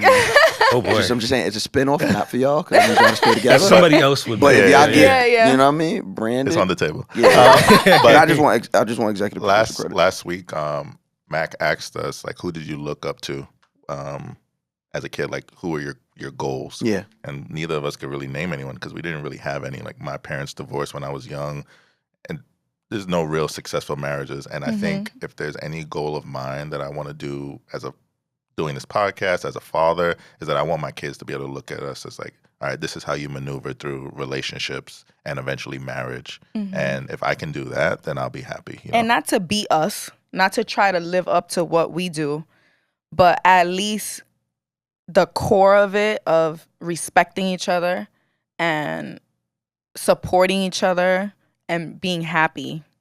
That's what I want my kids to take. Not that they have to be married, not that they have to be children. I mean, have children, but just the foundational respect and love and support of one another. I think that's super important. It's funny when y'all say you don't have any examples. Like, I remember there was so much of my life, not so much, there was a part of my life where I felt stuck in the middle between the man who birthed me and the man who raised me. To this day, I still deal with that, right? Like, that's my daddy issue, where you ever heard the phrase, like, mama's boy? If the man who raised me, I'll just say that to preference it, he's my dad. That's what I'm always talking about. So my dad, if he says it, I'm doing it, or at least I'm listening. Even though I don't do it 'cause I'm still me, but it's like, my dad says it, it's gold. My mom said, I'm like, whatever. It's like, my mom knows, and he's not my blood. My mom always jokes. She's like, if something happens with me and your dad, I know you going with your dad. I said, yes, at my big age, Miles, Daddy. I gotta cut you off because we thought we might have bumped heads because, you know, Right. we're a lot alike. See, this is what I'm I'm also saying. the eldest. Yes. My dad, that I talk about my dad, married my mom when I was 6. Wow. He's also my dad. Are you like my multiverse me? Anything he says goes Yes. before my mom. Yes. Like, that's my... If my mom knows that, my mom literally says, if something happened with me and my dad, with her and my dad, she knows where I'm going. I'm like, so you better keep it together if you like me. But that's my dad, right? But there was a portion in my life where I was very confused because I was so much not like him. And I was trying to be like him. And, you know, the cautionary tales he would tell me didn't come across as cautionary because I'm not his blood. You know, just certain things hit different. So when he's telling me these things, I'm like, oh, word, you was in the streets? Oh, you was the man? So now I'm like, I don't even hear the jail part. I'm like, yeah, nigga. Yeah. I'm going outside. I'm gonna be the best. Yeah. I'm gonna be the best at everything you was the worst at. He was telling me not to do it. Yeah. But I went and did it because I wanted to be so much like him. And I wanted him to look and be like, my son. But then I had this, and then there was a part of me that like, was just like this other nigga who didn't raise me. But I'm like, huh. And there was some good parts, but I would run from it. I'd be like, church, get the fuck out of here. I ain't going to that. Pastor, suck my dick. Not doing none of that. What? Not doing none of that. Yeah. What? He don't fight? I'm fighting every day. For me, my daddy issue, the way it changed is I wanted Travis to be like my dad. Like, I wanted him to be like him. I want every woman not to be like my mother. I'm always yelling, I'm not Juan. Yeah. Our arguments have not ended, but he'll be like, I'm not him. Like, I'm not your dad. And I'm like, oh shit, I didn't even realize I had those expectations on you. What did that do to you? Are you able to like package that and leave it right there in that argument, or do you sometimes, or in those times, do you wear it after the argument? Like, I'm really not him. No, I kind of leave it where it is. I don't, like a lot of our arguments, it doesn't like trickle into the next. So for him, I do look at him, and there's a lot of things I would take from him. He's a very handy guy. He's laughed at my hammer before because he's like, this is a woman's hammer. You got the off-white hammer? Yeah. My dad came over to hang some. Now, this is everything in my apartment I hung. I was very proud of that. All my shelves, my paintings, all of that, I hung it. Except for my TV. I don't play by my TV. I'll tell you why, because I'm a thief. I be stealing out these stores. And when I was able to steal this TV, I was like, I'm hanging it. But I'm not going to hang it because I don't know if I can steal another one. So I was like, Dad, your son needs you. And he's from Brooklyn, so he loves the fact that I'm always in Brooklyn. He loves the fact that Brooklyn loves me the way they do. Like I hosted Wingate Park, the concert series stuff a few weeks ago. He was like jumping for joy. He's like, my son. So he came over to hang. He was like, you got a hammer? I was like, yeah. Got that little ass hammer? He was like, what's this? I was like, it's my motherfucking hammer, Dad. Don't. My dad laughs at his drill and all that. Yeah, he just moved, and he's like, this place will make you a man now. Yo, my dad literally like, no, my uncle, God rest his soul. My uncle was like, I remember he said, your drill is gay. I said, what? He's like, bzz, bzz. I said, it's a Yeah. But that's good to hear because sometimes as men, we always have this like, but we wear shit sometimes. Sometimes shit and it's like, yo, am I like this? And you know what I mean? Like the identity crisis isn't like we're susceptible to it. We are susceptible to identity crisis, and it happens all the time. We're like, sometimes we just shut up about it, and sometimes it comes out in the wash, or sometimes it comes out in like us having the highest number in suicide rates. You know what I mean? It comes out one way or the other. You know what I'm saying? It's just like, how do we not do that? How do we not wear these things? How do we Mouse, you gotta be vulnerable. You gotta be open to letting people in and love you, and it's okay if you get disappointed once in a while. First of all, multiverse Mouse, I want you to relax. I want you to keep that energy over there in your universe, okay? I seen you was about to say so. Yeah, I'll jump in.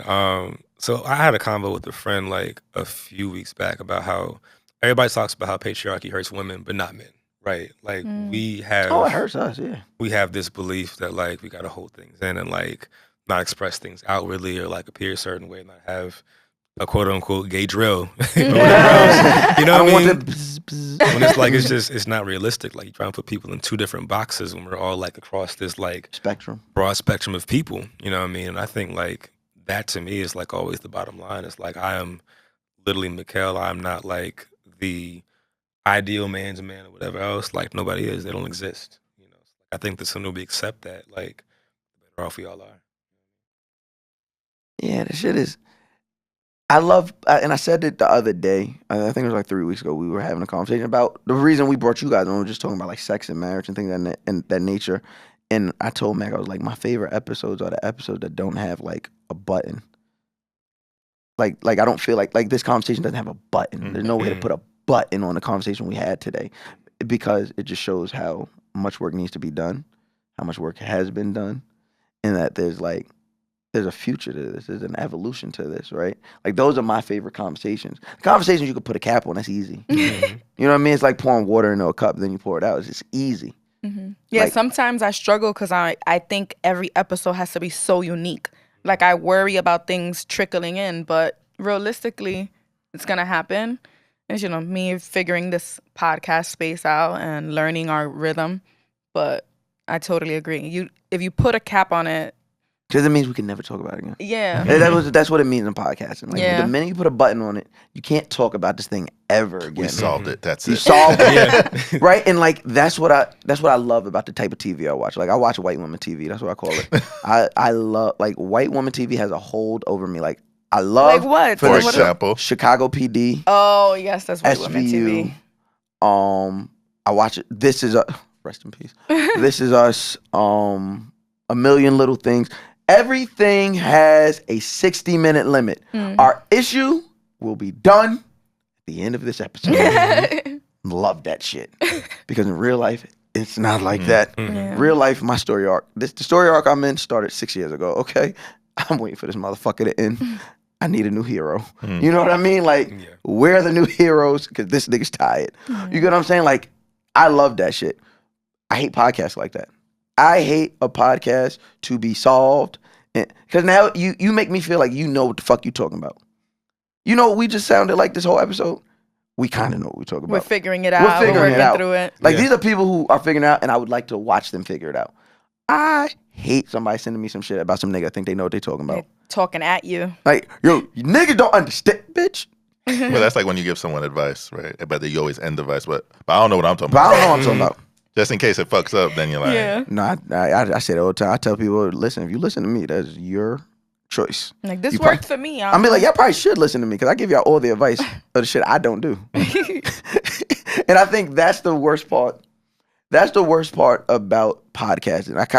I laugh with Mack about it all the time because he's an R&B singer. So I'm like, yo, do women ever like get mad at you? Or like, does Chris ever get mad at you because you sing all this shit about, I love you, but you don't live that every day. It's impossible. So do you get, so it's the same shit with podcasting or being a talking head. You know it. It's like, oh, I'll go over here and I'll talk about this. And it's easy if it's like a socioeconomical issue. I stand by that all day, baby. Black first, baby. That's Yeah. what I believe. Every day, no matter what time you catch me, Yeah. it's going to be black first. Unless it's about white TV.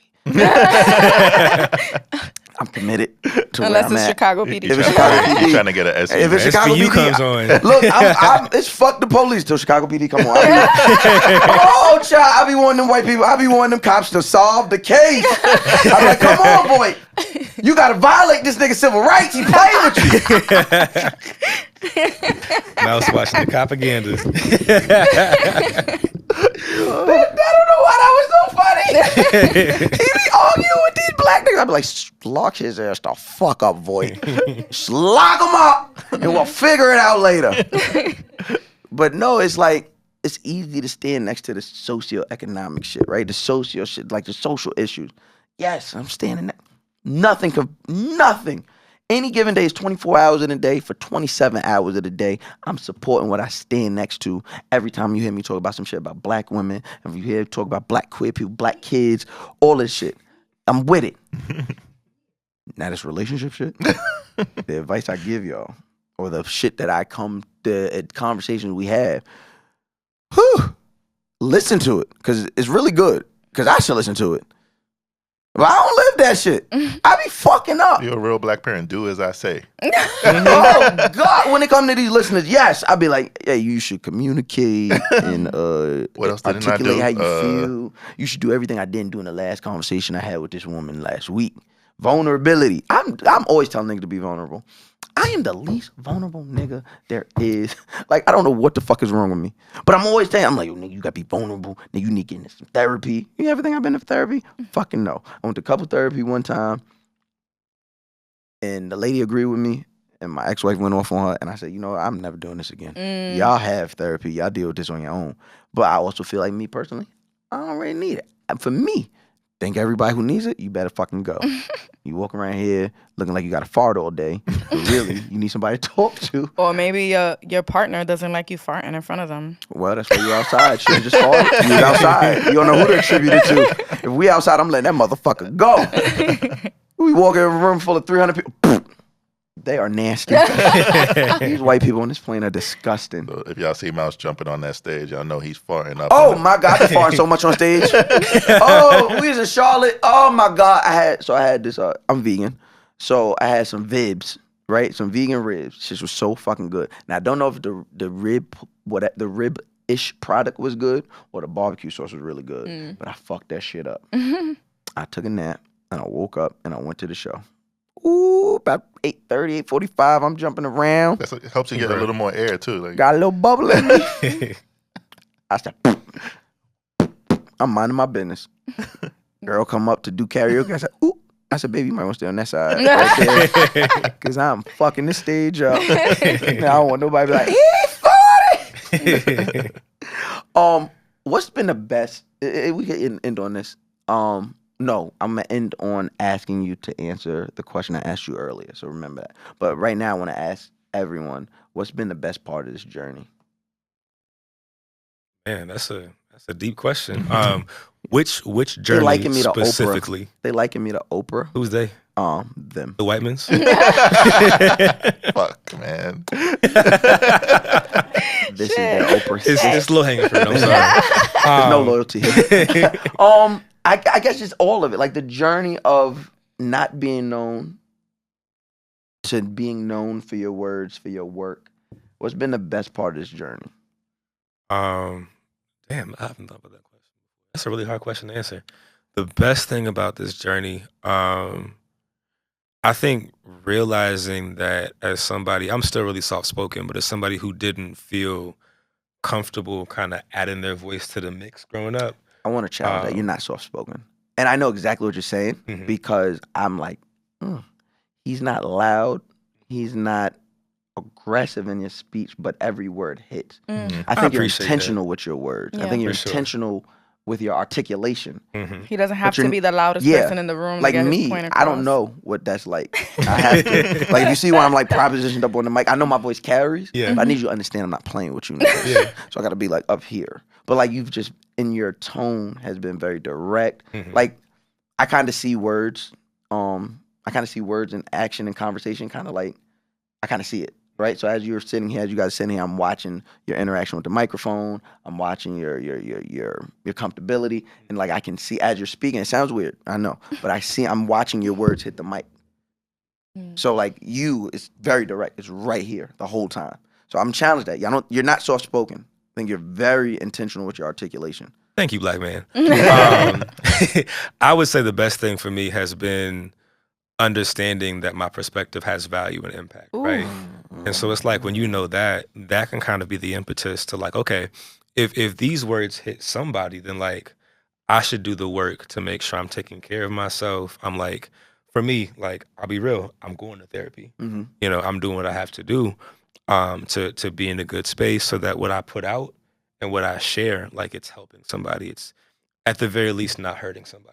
Because everything's not going to be like, everything that I put out is not to like help somebody or like change the world or whatever else. I just don't want to hurt anyone. Yeah, I don't want my words or my stances to hurt anyone other than the people they meant to hurt. Because I say some shit that's supposed to hurt you. But I don't mean to step on. That's just why I stopped saying certain things. Like especially on this podcast. Like I said last week. You thought it was a bro fest, right? In the beginning, it was. In the beginning, we were giving our preferences on shit. We would talk about our preferences and talk about what we don't prefer. I'm like, bitch, how the fuck we doing that? And that only hurts people. And all three of us only date black women. So what we don't prefer is hurting who? Black women. Had to change my speech. Had to change the way I fucking spoke about certain shit. It's not important to say because guess what we're talking about? Our preferences. We never had a conversation about, yo, what don't you prefer today? And if you notice, all these other platforms, not even gonna give them like, but all these other platforms like that, where it makes women cringe to see three niggas on a podcast, where it creates the term men with podcasts, what are they always doing? They start talking about their preference and always talk about what? The shit you don't prefer. The people that you don't prefer were not bothering you. They were not bothering you. And I'm not going to say what it was. Just if you listen to this podcast, you know what it was. But there was a moment, I was someone who always spoke about what I don't prefer. And it was hurtful. And it was hurtful because a woman came up to me. I'm not crying or something. No, a woman came up to me and she was like, Mouse, I just want you to know I love you, even though you don't love me. I said, what? And she was a woman who matched what I said I don't prefer. And she was like, no, I just want you to know I'm a huge fan. I love what you do, but I know, you don't love me. And I was like, baby, I love you. What do you mean I don't love you? She was like, no, I listened to last week's episode. And she like giggled, laughed, and left. I'm like, what the fuck now? Not in our defense, but we record these in bulk. So we record 4 episodes in over 2 days, and we release them throughout the month. Let alone, I'm not going to remember what we talked about in an hour, let alone in 2 weeks. So I said, what the fuck did we talk about that would make this woman feel this way?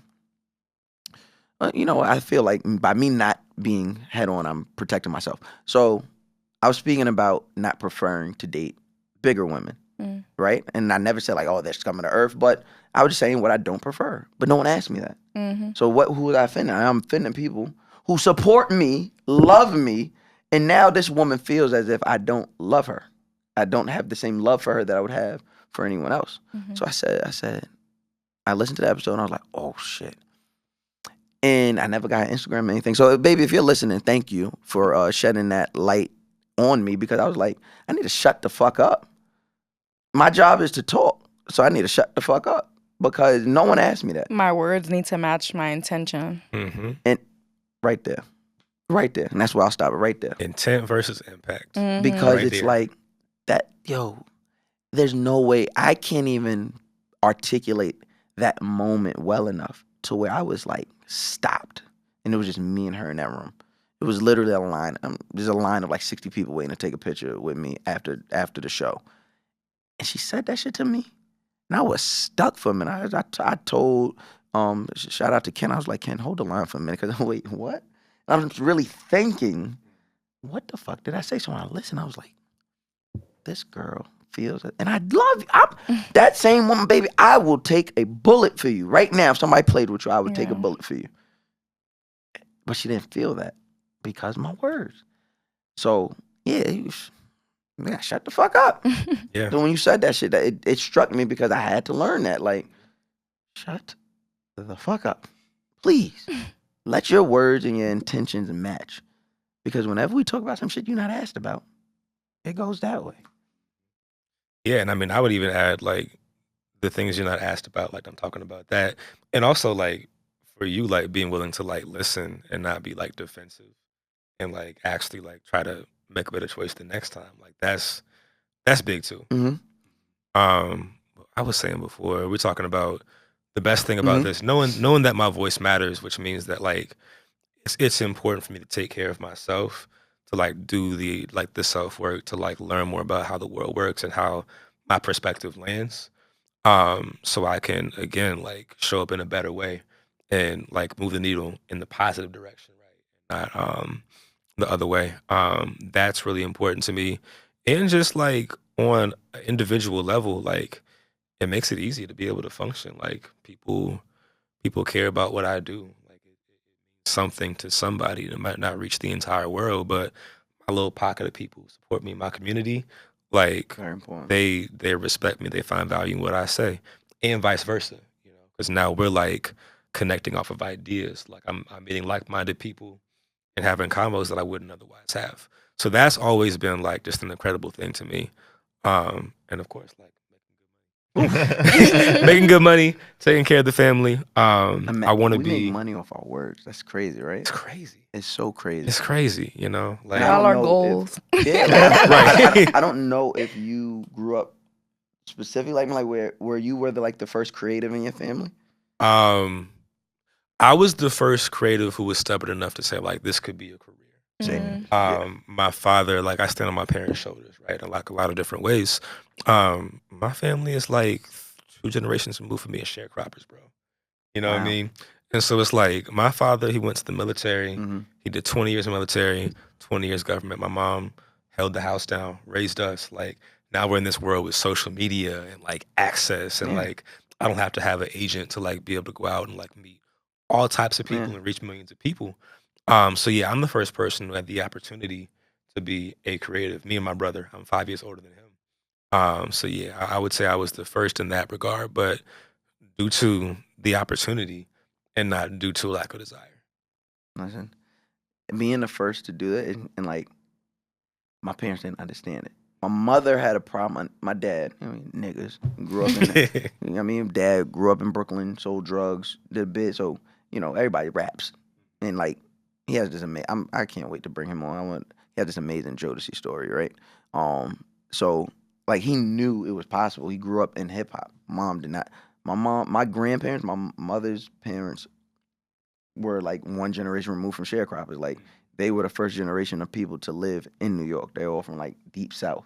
Mm-hmm. So, no creativity, juices flowing. They grew up in church. Nigga, you go to church, and then you go to church on Sunday, and Monday, and Tuesday, and Wednesday, and Thursday, and maybe Friday, too, if y'all don't get pizza. And other than that, you go do your job and come home. Yeah. That's what's their thing. So my mom has that mentality. My mom go to work, come home, walk them dogs, run her 7 miles, wakes up, does it again. Security. 7. Oh yeah, me and my mom do 7 miles. She does. Respect. I do. Respect. I do it once. I do it when I'm being faithful. I'm doing it 3 to 4 times a week. My mom does that every day except for the weekends. That's fire. Congrats to moms. Yeah. That's So she does. She's putting up her 7 miles every day. She's staying young. Huh? She's staying young. No. No. She's just staying skinny. Very old. She's very old-minded. But no, like, that's her thing. Like, get a job that got benefits, and then put my all into my kids, and boom. So when you have somebody like me who's the first, and I'm the only boy, and I'm just so against the grain. And she thought she had hit the. She thought she had, they had hit a good point when I joined the military. Nah, I was done. This is cool. I'm bad here. I'm gonna figure out what the fuck I'm gonna do. And I came home and I was studying to be a firefighter, EMT. Mm-hmm. She was like, yeah. And then caught that fucking stage bug and did comedy and everybody laughed. I said, oh shit. And then I'm doing church comedy because I could charge them immediately. There's no.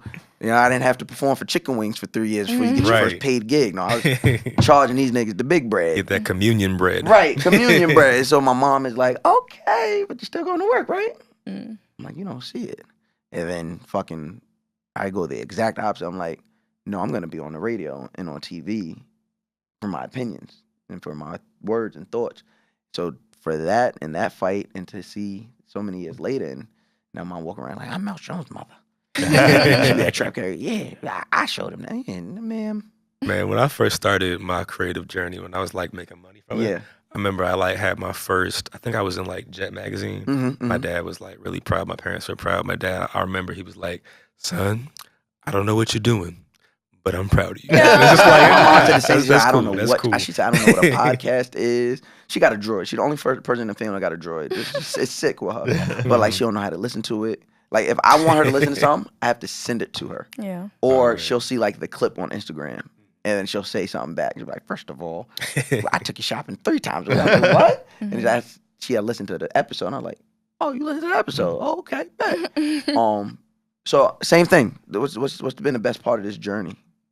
I know it's fresh for you guys. It's fresh, it's new. It's like, where is this going to go? I feel like for me personally, I've always been the friend that I give harsh advice, but honest advice because I care about you, especially when it comes to relationships. I'm the only one of my friends like in a marriage, So they will come to me for advice, but then not like what I said.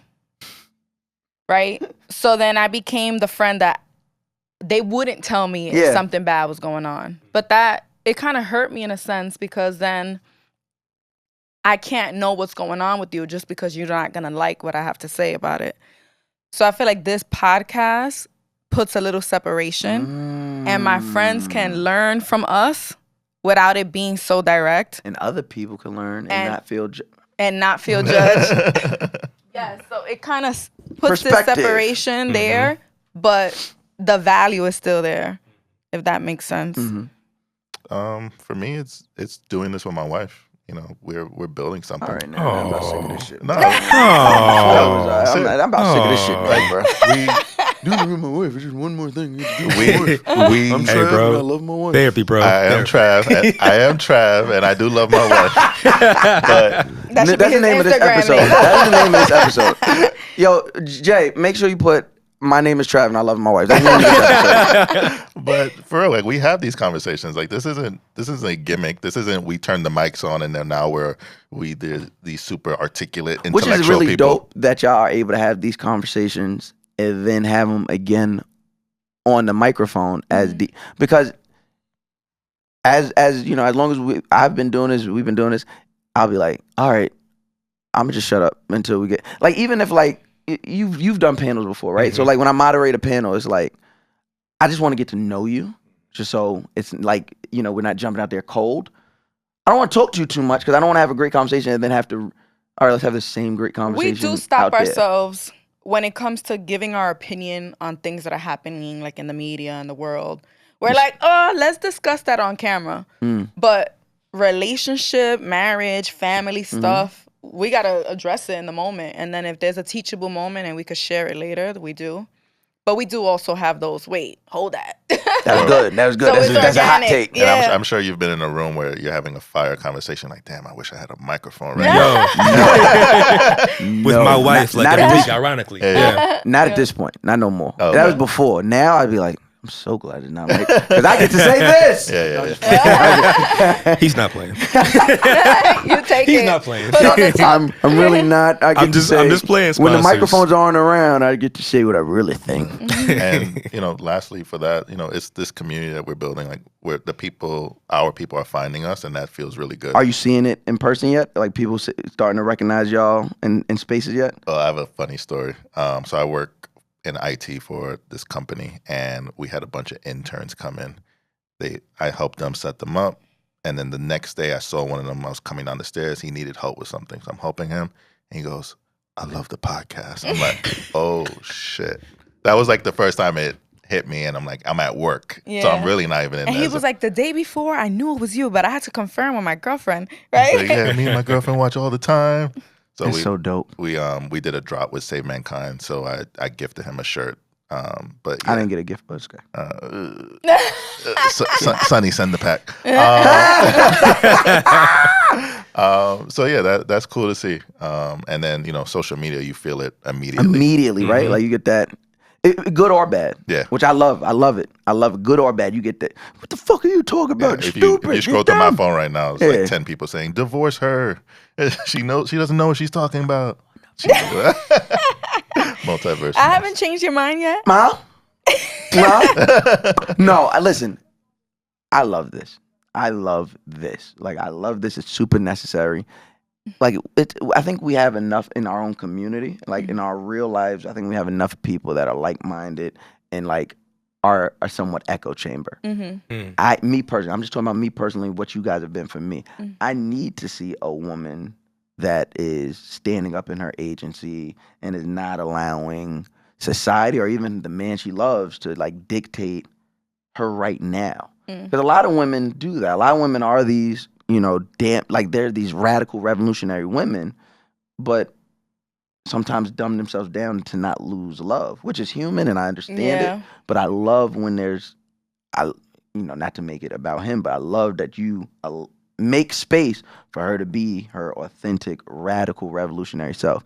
I'm not strong enough for it, so if you want to love me, you better put that Angela Day. No, I'm just playing. I'm playing a little bit. But no, I love it. I love it, and there wasn't anything to change my mind about. Like literally, I'm saying I was joking with him, like, boy, you a better man than me. Yeah. But that works, and y'all have a beautiful fucking family, and you know, just from a consumer standpoint. And, you know, someone who's been in this for a while, you guys have it.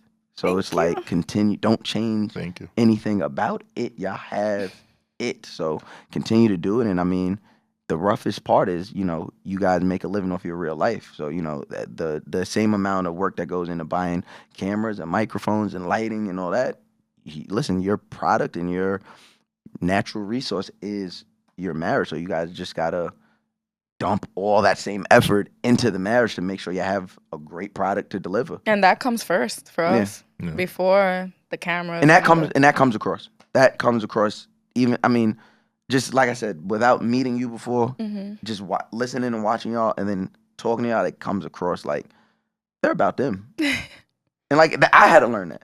Because for me, it was always like, all right, the kids or, life and it. But then like, man, like we gotta make sure we good. You know what I mean? It's like, I know listening to y'all and, just doing some other work, like if I ever do get married again, I'm going in with a different mindset. Obviously I'm going in as an adult. Oh. Yeah. I might even let her ex-girlfriend come talk to me for a minute. Like, I told it's kind of tight, bro. You're getting a little tense. Because I lied. I lied. I'm not a good liar. I choked my own body turned on me. And that's another part. Like, we don't tell our story and say, you have to do that. You don't ever have to be okay with your partner's ex. That's not what we're telling you to do. We're saying, this is what happened with us, and this is how we were able to navigate it. Love it. That doesn't mean you have to do it. Because I ain't got it in me. Yeah, and that's fine. I told a woman the other day, I said, order. I don't think so. And this girl, like, listen, as a man, and my mind thinks where I see somebody, I'm like, bing, you're you. You're this. And okay. So this girl, she stood up, and she had some, like, EE shorts on. So Erica Mears, I was like, how you know about that? I'm like, that's a Nick. First of all, you don't even live in New York. That's a street. That's a New York streetwear, I'm like, you don't even. Like, you who don't left even those in your house? Streetwear. I was like, who gave you those? How you know? Like, bitch, because. Gotcha, bitch. Fuck off my phone. But nah, listen, I love it. I really do. Before I let you guys out of here, I'm gonna ask you, what is your goal? Because I asked everyone, what is your goal with We Still Like Each Other in the Steph brand that you're building? You're not even eventually, that you're just building as, because as people love this podcast more, they love Trav, and Trav is gonna have the Trav hive that's always on his side, and you're obviously gonna have the side that's always building. And like I said, I'm just speaking. I see y'all having brand and branding. Like the brands are gonna love you. The natural hair, good feet, the brands are gonna love you. Like he'll tell you, like we're literally sitting. I'm like, yeah, Trav's gonna have a hard time. She's gonna be bringing in the checks. Please do. She's gonna be bringing in the brand checks. Like I see it. I see the wellness retreats and I see it. It's easy. It's if that's what you want to do, you're gonna be able to do it. I do. Like you're gonna be able to do it. So, but what is your goal, right? What is your goal with the brand that you and Trav are building right now? I feel it's a lot I've been talking about, things that have already happened. But if I had to state a goal, it would be that this could be what funds our lifestyle, in which it'll show my children that they could follow their dreams and their passions. I also grew up very like security, get the job with the benefits and the 401k. And I literally just got my master's degree 2 years ago. And I was already thinking about, I'm gonna teach till I'm this age. I just am now slowly breaking away from that. And not even really, like I still struggle. Like I'm like, should I apply for a teaching job? Like, should I, or should we stay? And then we're like, wait, but if you go back to teaching, that's less time into being creative that we have. Like, so I feel like if I could be successful enough that my children feel comfortable in pursuing a passion outside of like the traditional, that would be like, okay, I made it. That's good. I set an example for my kids to just follow their dreams. I love y'all. I love everybody here. It was so good that Mack left because, like, I get to soak it all up. Mack, you're fired. Please let everybody know. You guys let them know last week, but you're just here another week.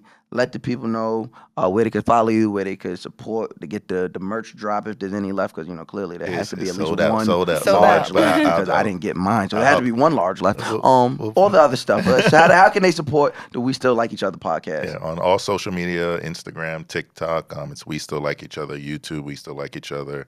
All the podcast channels, We Still Like Each Other. And we have a Patreon. You can come find us over there. Join the We Really Like You tier. That's literally what it's called. Love it. Is that your top tier? Yeah, love it. Love it already. Yeah, so We Still Like Each Other everywhere. That's a fire name to just have on all platforms, by the way. That's dope. So good. Yeah. I had to put fucking underscores in my shit and shit. It's fucking annoying. It's so long, but it's catchy. Right there. You don't forget it. You don't forget it. And by We Still, it pops up. Yeah. By We Still, it pops up. Like, I love being that guy, right? Yeah. Like, when people ask for my Instagram, I'll be like, Be like, what is that? I'm like, Mouse Jones. Be like, what? Just I'm type like, just say MOU. I'm gonna be the first one to pop up. Every time it does, I'm like, It's funny. When we first started, there was a Sesame Street video that used to pop up on Google. We still like each other, and now it's just us. So now I feel good. fuck you, Y'all Sesame be Street. Sesame Street? That's fire. I want your autograph for real. That's big. They meant fuck them kids for real. Y'all be Elmo, Oscar, and Big Bird and everybody? That's We out here. Look, I got the cause joints. I'm gonna flip them over when I get home. Flip them on this fucking head. Like, we still like each other. It's up for y'all. Michell. I'm a simple man. Instagram and Twitter, just Michell C. Clark. So that's Michell, no E, CClark. That wasn't a shot. I'm just, I'm just giving Put some respect. There's no input. E. There's no But E. Michell C. Clark on Instagram and Twitter, and that's it. You got anything coming up? I know you got something coming up. A book tour, something. Oh Give me something. man, what's funny is I'm writing my next book right now. Hey. Actually, my first book I wrote when I was like 25, 26. I'm 32 now. I'm a father. I'm married. I have like a lot more life experience. So Survived the whole pandemic. 2/3 of a pandemic. 2/3. Monkeypox now. I feel like monkeypox is like. I feel like that's been out. You had that, right? I ain't have a goddamn monkeypox. That feels a little racist. I'm sorry. I take that back. Goddamn The white men's man. going in right now. That was a white. The white men's are going in right That was a now. white man joke, boy. Goddamn white man gonna call you monkey. White man gonna find a way to call you monkey. Oh, Oh God. man. But yeah, man, my next book's coming out really soon. It's gonna be with a brand in New York that I like a lot. Oh, nice. I'm plotting on a bigger and better fashion brand topping next year. Okay. I'm excited for. Very comfortable shirts he makes. He makes very comfortable shirts. I think they're great too. I'm not biased by any means. But they're fantastic. They fit well. Not too. Fit very well. Yeah. Especially after a wash. Some of y'all niggas be making these t-shirts on these. I ain't gonna talk about black people business. They already got my money. I can't even talk bad about them. Till we get off camera. Till we get off camera, I'll roast y'all niggas. Just beware. But yeah, no, I'm so appreciative for this conversation. Conversation that like fill me, I'm always so appreciative of because fucking we talk so much for a living. I do want to talk to you off camera about something though, because I feel like we need to do something live. I don't know what it is, but me, you, and you probably know him, Kier Gaines. I do know Kier. He's from DC. Yeah, Kier's from DC. Mm-hmm. You two are two of my favorite minds, and like Kier just happens to be like we met through the Dad Gang. Mhm. Shout out to Sean Williams. We met through him, but like just the relationship we've built over the past year, I believe, it's like a big brother to me. So That's what's up. I think something in the works, me, you, and him live. I don't know what it is. And I don't want to scare y'all brand off, but something live, some type of live content. I think we need to bring that back. You just gotta, I think, you just gotta wear a 3-piece suit every yeah, I'm time. not doing Right? that shit. I'll tell you what I won't do. That. So we all going bald first, right? Yeah. Like, Yeah, so everybody bald and goatee. That's what we need from all of you niggas. No, but I feel like before the pandemic, I think we were entering, black men were entering like a good space because there were like certain conversations happening live. They weren't always the best, but I think they were like, at least from my benefit, from my eye, my vantage point, I was seeing like flyers for a lot of like, oh, this men thing happened. Haven't seen it since, outside been open. So they want to do something. See what you guys are up to, see what you guys something look like. But I think something where like we just have conversation with men about manly things. yeah, 3 dads just chopping it up. Let's do it. 3 dads just chopping it up, coming soon. Fucking very soon. Oh, and say less. This is not, brands, zoom out on them. This is about Say Less fucking podcast. Rosie, Kaz, and Lo, we're on your fucking ass. Don't let this conversation fool you. There's a lot of positivity and love floating around. I got ass whoopings for all three of you niggas, okay? When this playlist battle happens in August, just know you niggas, it's up. It's stuck. You niggas is getting smoked. You understand me? 3-on-3, I don't want to hear nothing about nothing. Whatever y'all pick the genre, just tell us. We showing up. Niggas talking great. The views of Mouse Jones are not the. Listen, I told Yeah, you. I like y'all. Y'all cool. Like, They left already. All right? Brands, they left. Tide, Downy, Dove. I was not warned. I just pulled up, He seemed like a good guy. I love these guys. I love this guy. I love everything. And thank y'all for, thank you guys for being my co-host today. Thank you for being an amazing guest. Thank you for leaving and coming back. Because I was late. Let me tell y'all, I was late. Hey, I was man. late and later than I usually am. I'm right. I was tired. I woke up. My body said, "You are staying tired." Invest in your rest. All right. That is my health tip for the week. Invest in your rest, or it will rest you. All right. Because I was arrested. Okay. Fuck. I woke up. I was like, it's too fucking sunny to be 8 o'clock. What the fuck? I said, Google, what time is it? Google told me. I said, bitch, you hate me. You hate me, but thank you so much. Thank you guys. Thank you. I really do. No, Man. thank you you. guys for staying Thank you. around, being a great Likewise. co-host. Thank you for being a great guest. I hope we can all do this again. You already know you got my support. Yeah. You got my support. You got the podcast support. So book run, whatever you're doing, all you gotta do is hit us. Let me know you're here. Whatever y'all need, whatever y'all want, we're here. Like Appreciate literally Thank from you. a podcast been in here for whatever long, for whatever. If you need any advice, whatever y'all need from us, you got it. This ain't even my studio, but I fuck with them heavy. So if you need anything studio-wise, hit them, HMD, they got you. I love y'all. Y'all gonna be great. Y'all gonna make a lot of brand money, so just, don't flaunt Keep it too much. speaking What, it what into was it? existence. Dollar sign Mouse Jones, right? Cash App, $sign, Mouse Jones. Now that is me, IRS. That is me panhandling. That is not a income. Make sure y'all support. Make sure y'all support everything Ryan has. Eco Agave straws. Just order 1,000, y'all. Just order 1,000. Them shits is like $20. Order 1,000 straws. You save the turtles, protect the turtles, and you carry them on your person. So when you go out to these nice gentrified establishments, you don't get the fucking paper straws. I hate paper straws. You give me a paper straw, and I don't drink. So I already have to drink my drink fast. Because It's then gonna go flat. you're drinking paper. Yeah. You get like 3 sips. 3 sips of ginger ale. Now, no, Eco Agave straws. You carry them on your person. That's what I do. My kids got them. My baby, everybody. You come to my house, take some straws. So Eco Agave straws. If you into Loom, the only black-owned yacht company. Ryan, that's Ryan. So if you into Loom, you enjoy yourself, get on a yacht. What else? Mack has the movie coming out. He's shooting the movie. Swagger is coming back for season 2. So make sure y'all go stream Swagger season 1 on Apple TV. And make sure y'all listen to the single he just released, Family Vacation. Very great single. And when it comes to me, Trap Karaoke, we are on the road. So trapkaraoke.com, Instagram Trap Karaoke. See you in the next city we are coming to you. Also the interview series with Mouse Jones. We got who we got up right now. OMB Peasy, episode 1, episode 2, Westside Boogie, episode 3, Queen Naja. I don't know if episode 4 is out now, so I won't say nothing, but at least those 3, y'all go check those out right now. And most importantly, what y'all all came here for is the guys next door. Make sure you follow us on all social media platforms. You want to continue the conversation on Twitter, make sure you use the hashtag guys next door.